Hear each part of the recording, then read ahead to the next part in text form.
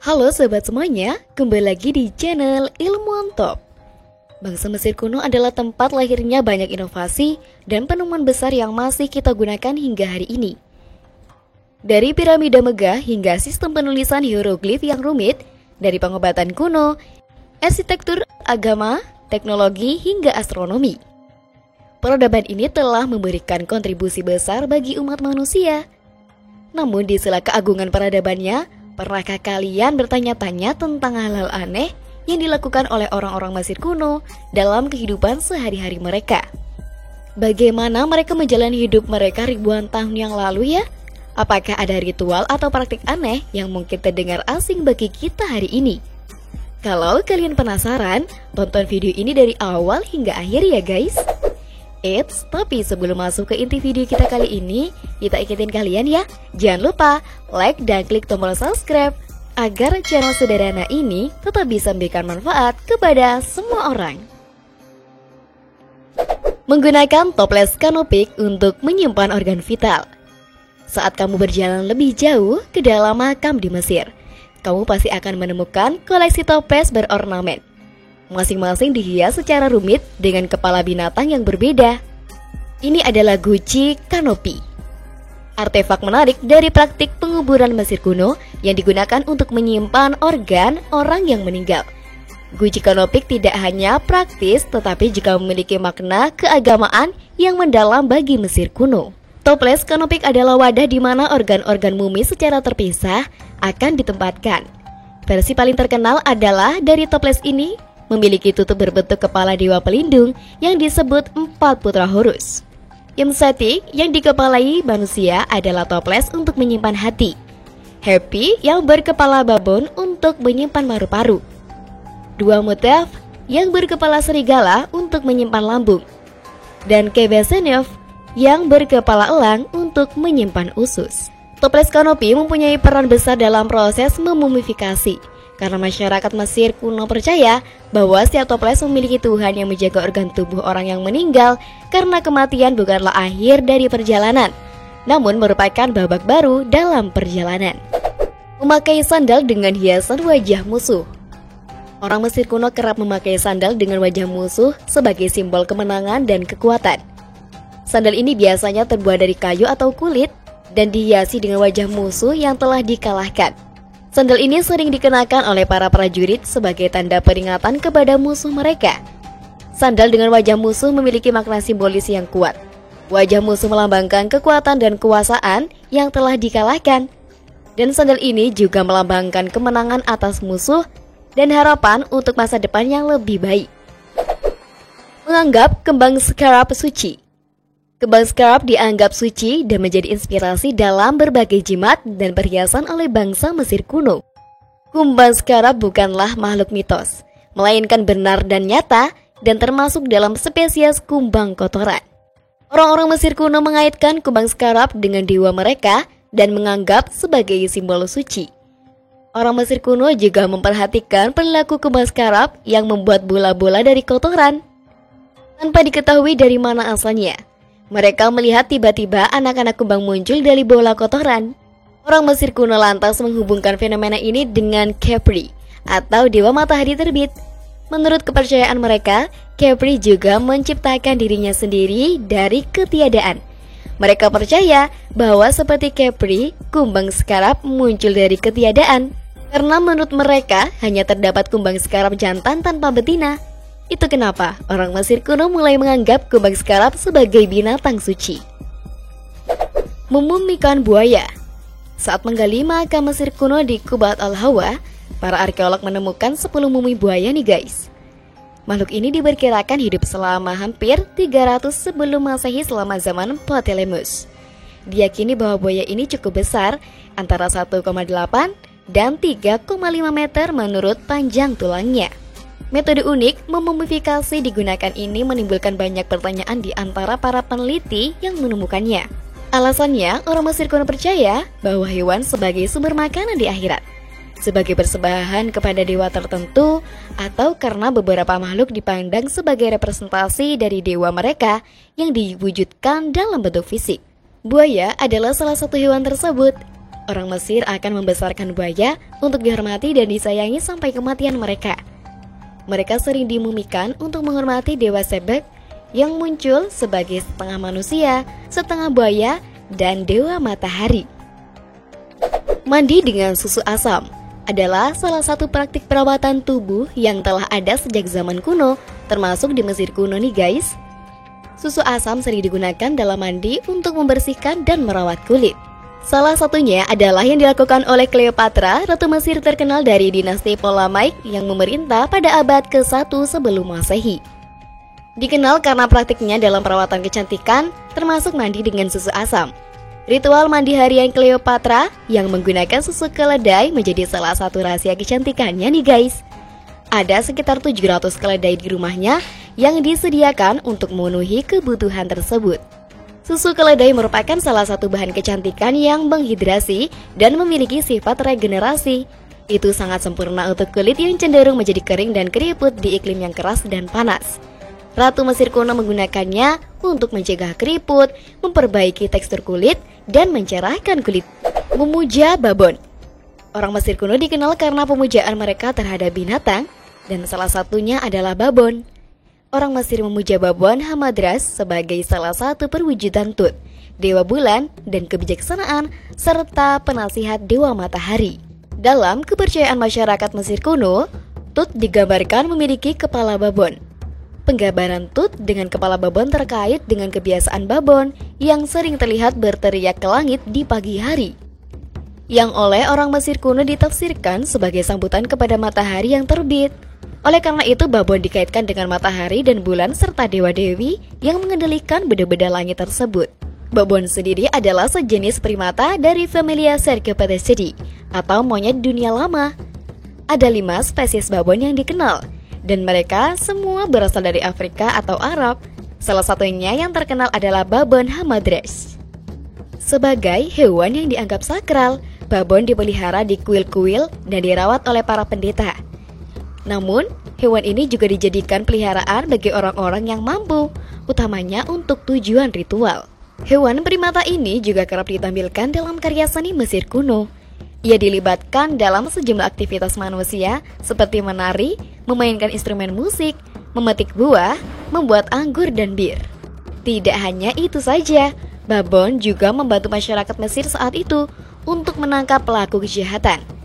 Mengingat babon dianggap sebagai hewan yang cerdas, maka tidak mengherankan jika orang Mesir kuno membayangkan babon dapat melakukan aktivitas seperti itu. Beberapa mumi babon yang paling terkenal ditemukan di Abydos, Mesir. Abydos adalah sistem pemakaman kuno yang merupakan tempat pemakaman para raja Mesir kuno. Mumi babon ditemukan di makam-makam raja ini, dan mereka menunjukkan bahwa babon merupakan hewan yang dihormati oleh kalangan elit Mesir kuno. Membangun toilet di makam. Orang Mesir kuno percaya bahwa akan adanya kehidupan setelah kematian, sehingga mereka membangun toilet di makam. Karena mereka percaya bahwa orang yang telah mati masih tetap bisa hidup meski di dunia yang berbeda. Sehingga kebutuhan-kebutuhan seperti toilet tetap harus disediakan. Waduh, unik banget ya guys. Mencukur alis saat kucing peliharaan mati. Selama ribuan tahun, orang Mesir kuno terkenal sangat menghormati hewan ya guys, terutama kucing. Mereka berpandangan hewan merupakan makhluk sakral yang memainkan peran penting dalam kehidupan sehari-hari dan ibadah keagamaan. Mitologi juga menyatakan para dewa-dewi memiliki kemampuan untuk mengubah diri menjadi binatang yang berbeda. Jadi tak heran ya, beberapa hewan menjadi representasi dari kehadiran atau perwakilan para dewa-dewi. Namun, kecintaan masyarakat Mesir kuno terhadap kucing tidak hanya dituangkan dengan mengangkatnya sebagai hewan peliharaan. Sejarawan Yunani Herodotus dalam karyanya yang bertajuk Historis 480 sebelum Masehi pun menuliskan, pemilik akan merelakan alisnya hilang saat kucing peliharaannya mati. Saat seekor kucing mati, semua anggota keluarga akan mencukur alis sebagai tanda rasa hormat dan kesedihan. Mereka akan terus-menerus berkabung atas kepergian kucing hingga rambut-rambut yang berada di atas mata tersebut tumbuh kembali. Demikian istimewanya mamalia ini ya. Masyarakat kala itu bahkan memiliki aturan untuk menghukum mati para pelaku pembunuhan kucing meski tidak disengaja. Menyuruh pelayan untuk berlumuran madu. Pepi II Neferkare adalah salah satu firaun Mesir kuno yang terkenal karena keanehannya loh guys. Salah satu keanehannya adalah ia memerintahkan para pelayannya untuk berlumuran madu untuk mengusir lalat. Pepi II sangat membenci lalat dan ia tidak ingin lalat-lalat itu mengganggunya. Oleh karena itu, ia memerintahkan para pelayannya untuk berlumuran madu dari kepala hingga kaki. Para pelayan ini kemudian akan berdiri di sekitar Pepi II untuk mengusir lalat yang mendekat. Pepi II ini tentu saja sangat menyiksa bagi para pelayannya. Mereka harus berdiri diam selama berjam-jam dengan tubuh yang penuh dengan madu. Madu tersebut akan menarik lalat untuk mendekat, sehingga para pelayan harus terus-menerus mengusir lalat tersebut. Para pelayan Pepi II tentu saja tidak berani menolak perintahnya. Jika mereka menolak, mereka akan dihukum berat. Oleh karena itu mereka hanya bisa menuruti perintah Pepi II. Meskipun mereka tahu bahwa hal itu akan sangat menyiksa mereka. Perintah Pepi II ini mungkin terdengar konyol dan kejam, tetapi hal ini menunjukkan bagaimana kehidupan para pelayan di Mesir kuno. Para pelayan adalah budak yang tidak memiliki hak apapun. Mereka harus menuruti perintah tuannya meskipun perintah tersebut sangat menyiksa mereka. Menikahi saudara-saudara. Kebiasaan orang Mesir kuno yang menikahi dengan saudara-saudara, terutama di kalangan keluarga bangsawan dan kerajaan, sudah berlangsung selama berabad-abad. Praktik ini bahkan dilegalkan oleh hukum Mesir kuno loh. Ada beberapa alasan mengapa orang Mesir kuno melakukan pernikahan saudara. Salah satunya adalah yang paling utama untuk menjaga kekayaan dan kekuasaan di dalam keluarga.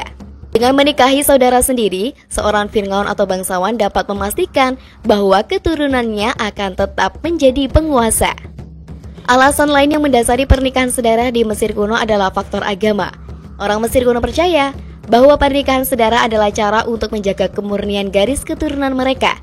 Mereka percaya juga bahwa dewa-dewi mereka juga menikahi saudara mereka sendiri.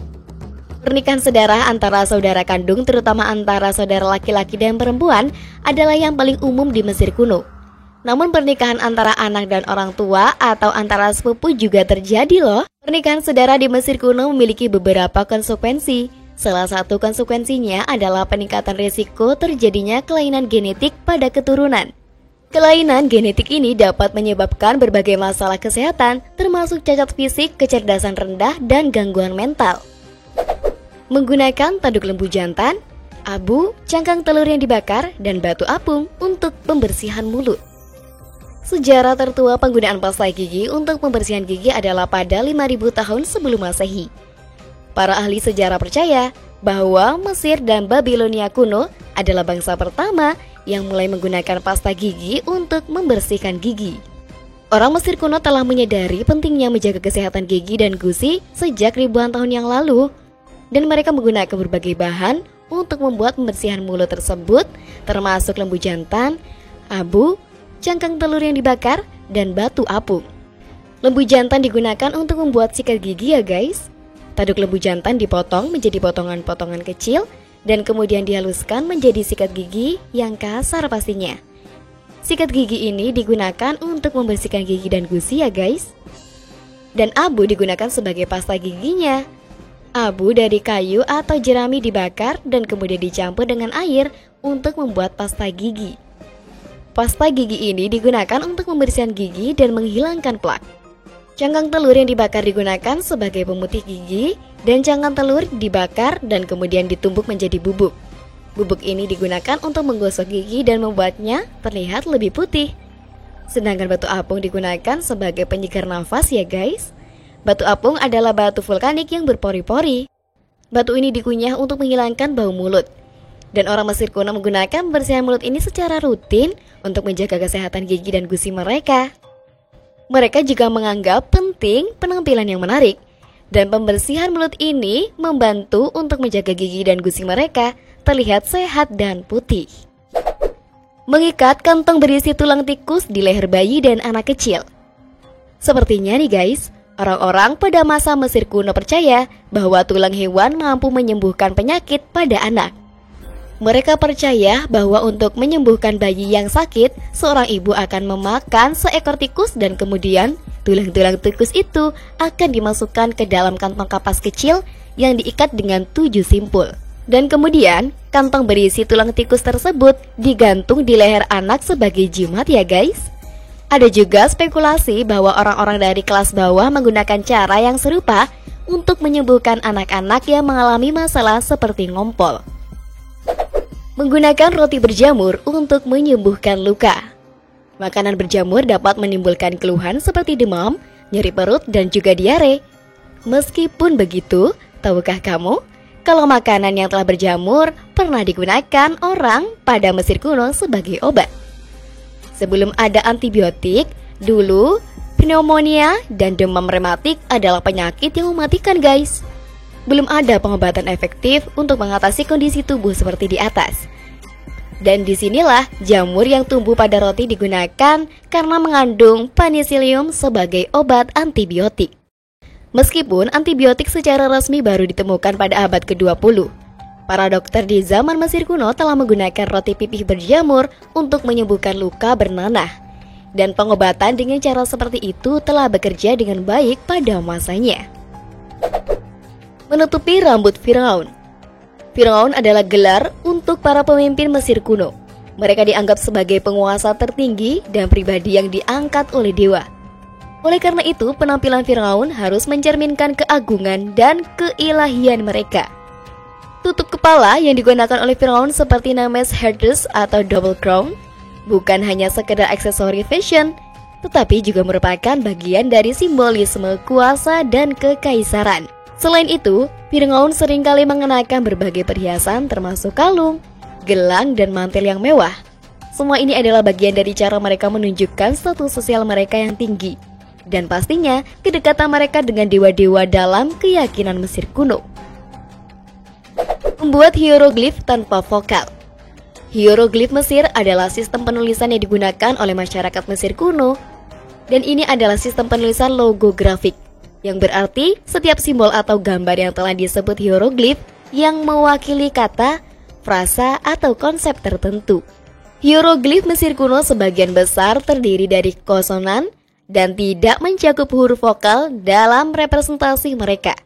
Dalam hieroglif, konsonan-konsonan digambarkan dengan simbol-simbol atau gambar-gambar, sedangkan huruf vokal seringkali tidak dicantumkan. Oleh karena itu, kita tidak pernah tahu bagaimana orang Mesir mengucapkan kata-kata mereka di zaman kuno ya guys. Menurut sejarah, hieroglif merupakan sistem penulisan tertua dalam sejarah manusia. Pemakaman Firaun dengan model pelayanan mereka. Pemakaman Firaun di Mesir kuno adalah ritual yang sangat penting dan kompleks. Firaun dianggap sebagai dewa di dunia nyata, dan kematiannya dianggap sebagai transisi ke kehidupan setelah kematian.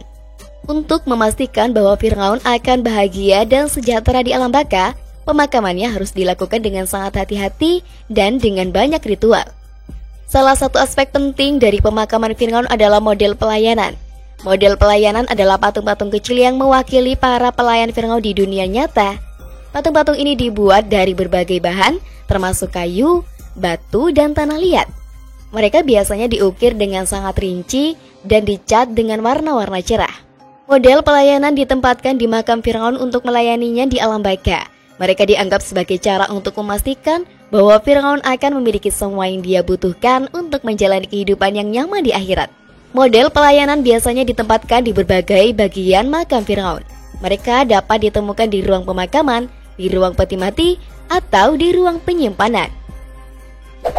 Membuat pukulan lalat dari ekor jerapah. Orang Mesir kuno sering membuat pemukul lalat dari ekor jerapah loh guys. Ekor jerapah dianggap sebagai simbol kekuatan dan kekuasaan, sehingga pemukul lalat dari ekor jerapah menjadi barang mewah yang hanya dimiliki oleh orang-orang kaya dan berkuasa.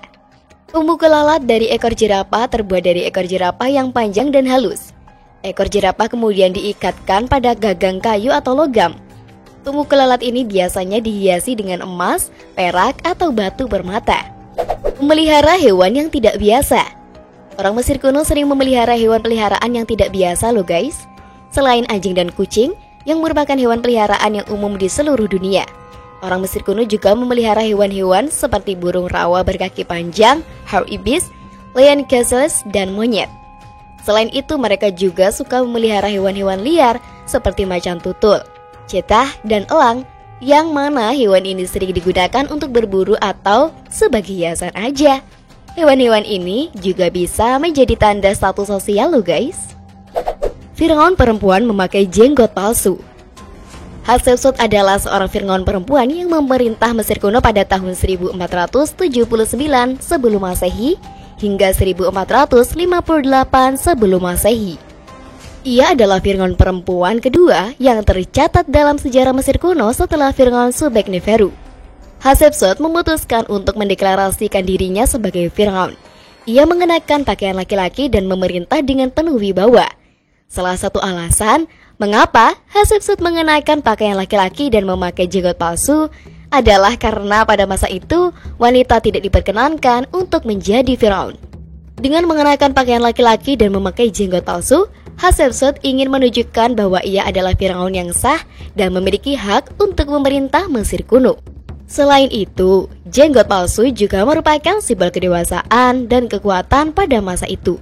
Dengan memakai jenggot palsu, Hatshepsut ingin menunjukkan bahwa ia adalah seorang Firaun yang kuat dan mampu memimpin Mesir kuno. Budaya tato yang sangat maju. Lebih dari 3000 tahun yang lalu, seorang wanita Mesir kuno diketahui sudah menghias sekujur tubuhnya dengan puluhan tato. Tato itu sendiri atas sejumlah lambang, misalnya kuntum bunga teratai, sapi, dan mata suci. Lambang-lambang tersebut diduga berkaitan dengan status keagamaan atau praktik ritual wanita tersebut. Karena keawetannya, gambar-gambar itu menjadi salah satunya contoh tato yang ada pada mumi Mesir yang menunjukkan gambar-gambar dengan jelas, bukan abstrak. Selain itu, tato juga digunakan untuk identifikasi sosial loh guys. Orang-orang dari berbagai lapisan masyarakat bisa memiliki tato yang mengidentifikasi mereka sebagai anggota kelompok tertentu atau menunjukkan status sosial mereka. Ini bisa jadi cara bagi mereka untuk menunjukkan afiliasi mereka dalam masyarakat. Tato juga digunakan untuk pengobatan dan penyembuhan. Beberapa tato ditempatkan pada tubuh untuk mengobati penyakit atau meredakan rasa sakit. Hal ini mungkin berkaitan dengan praktik pengobatan tradisional yang ada pada saat itu ya guys. Meyakini bahwa air mata Isis membanjiri Sungai Nil. Dalam cerita rakyat Mesir kuno dikatakan bahwa air mata Isis membanjiri Sungai Nil. Cerita ini berasal dari keyakinan bahwa Sungai Nil membanjiri setiap tahun karena air mata Isis yang menangisi kematian suaminya yang bernama Osiris. Ada beberapa versi cerita tentang air mata Isis ini guys. Versi yang umum adalah bahwa Isis menangisi kematian Osiris di tepi Sungai Nil. Air matanya yang jatuh ke sungai menyebabkan banjir tahunan. Versi lain mengatakan bahwa Isis menyusuri Sungai Nil untuk mencari jenazah Osiris. Air matanya yang jatuh ke sungai menyebabkan banjir untuk membantunya dalam pencariannya.